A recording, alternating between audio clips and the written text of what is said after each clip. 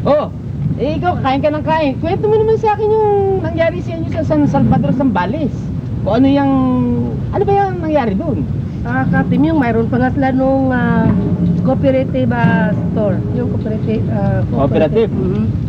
Na talagang nagtutulong-tulungan sila, may cooperative na sila. Yun, sama-sama pa sila sa lahat ng ginagawa doon sa baybayin ng dagat, Opo. pagbabantay. O sige, panoorin nga natin yan.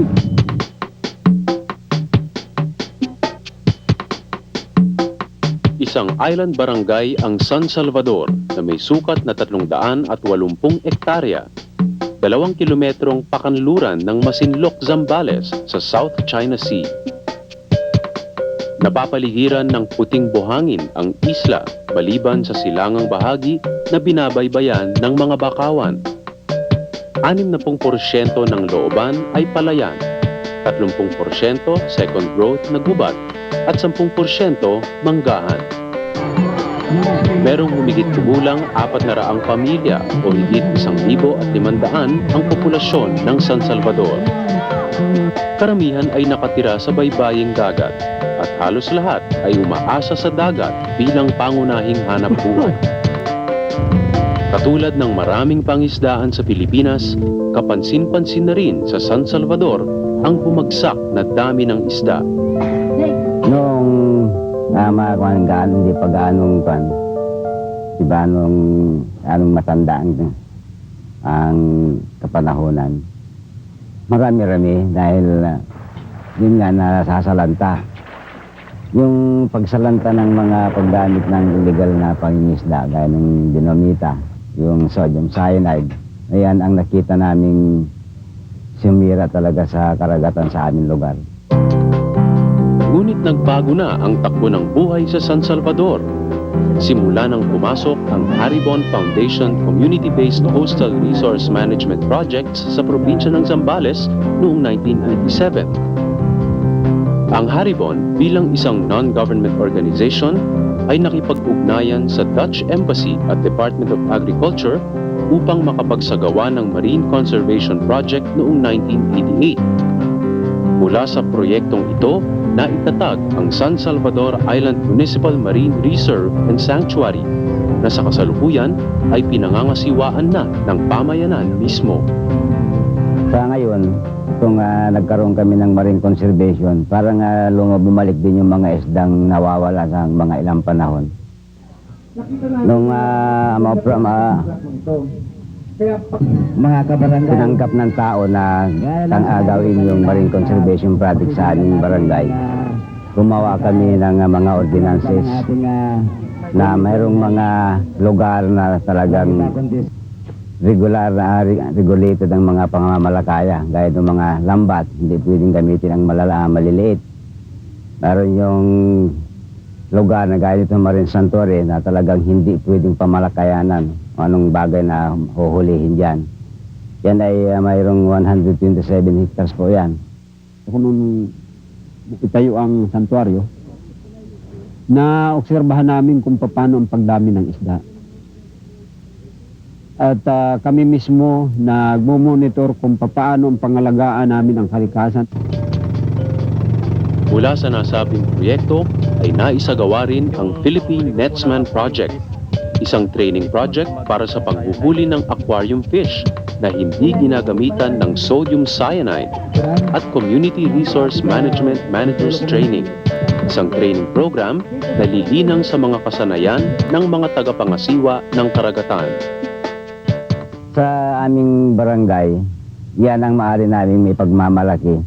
Dahil sa buong Zambales siguro, San Salvador na lang ang nakapagpatigil ng itong sinasabi nilang illegal fishing. Nangyari po ito nung nagkaroon kami ng yung proyektong marine conservation. Na ilaganap, tumulong ang mga tao. Kaya andaling napatigil. Ang pinakapuso ng Community-Based Coastal Resource Management ay ang pagtaguyod ng mga organisadong samahan na siya mismong kikilos. Ang prinsipyo namin, kung balak natin na ibalik yung kasaganaan nito, yung buhay na nasa karagatan, dapat magmula mismo ito dun sa araw-araw na kumakaugnay dito. Walang iba kundi yung tao mismo. lahat ng mga tao dito sa amin talagang tumulong. Hindi mo mababayaan yung bata na dyan makikita niyo dyan sa tabing dagat. Kapag mayroon nakikitang namamalakaya, nagsusumbong yan. Napakalakas ang implementasyon namin ng dahil sa tulong ng mga kabarangay namin.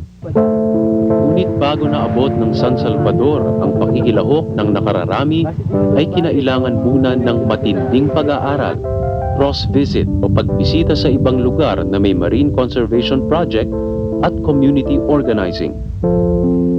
Napag-aralan namin sa mga seminar ng Haribon, lahat pala ng bagay dito sa mundo, sa baba ng sa kalikasan, maging sa damo,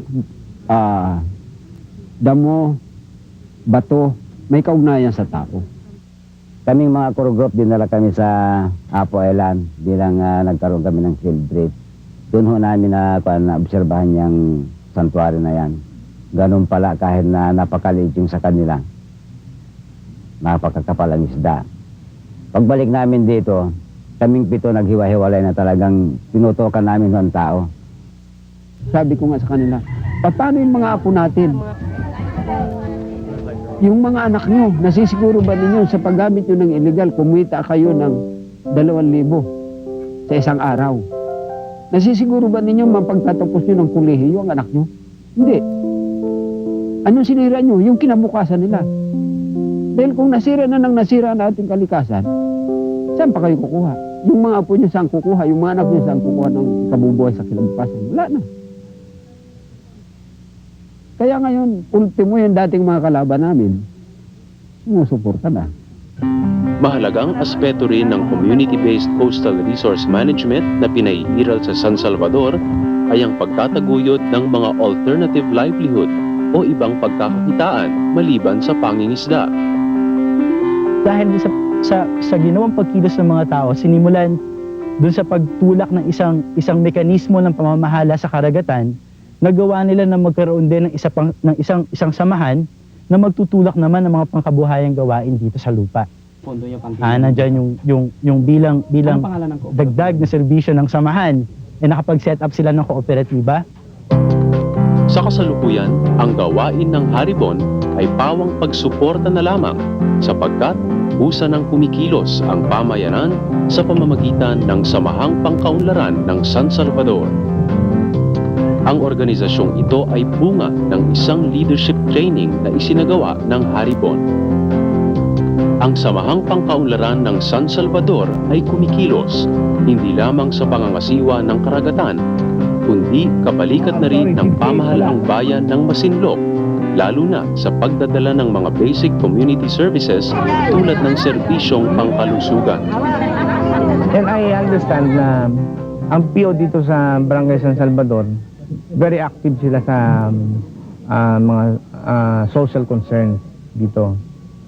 At we accept na ang isang local government unit hindi naman magiging successful ang mga programa niya kung hindi nila katuwang yung mga POs and NGOs.